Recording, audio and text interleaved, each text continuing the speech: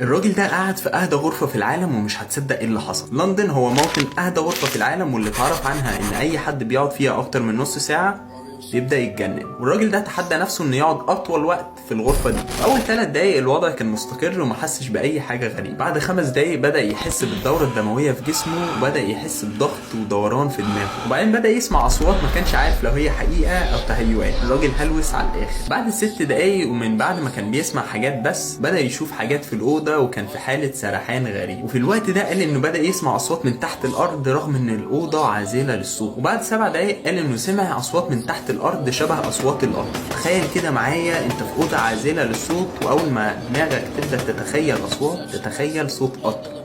الله على الرعب. بعد ساعه الراجل كان قاعد بيبص في اركان الاوضه، وقال ووصف انه شاف حاجه مخيفه جدا.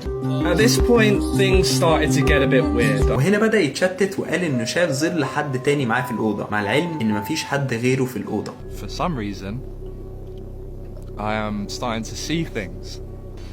Can't be in the room, I'm sure. في اللحظة دي قرر ينهي التجربة، ولكن غير رأيه وتحدى نفسه انه يقعد وقت أطول. بدأ بقى يحس ببرد مفاجئ في جسمه كله. That, and it's cold. It's just got so much colder in here. وهنا أصحابه خافوا عليه، قرروا يطلعوه من أهدى غرفة في العالم وينهوا التجربة. أول ما دخلوا عليه لقوه مشتت جدا، وبدأ يوصف كل حاجة شافها وحسها. ولما شافوا الوقت اكتشفوا إنه كان قاعد في الأوضة لمدة 86 دقيقة، وبكده يكون كسر الرقم القياسي لأطول مدة جلوس في أهدى غرفة في العالم.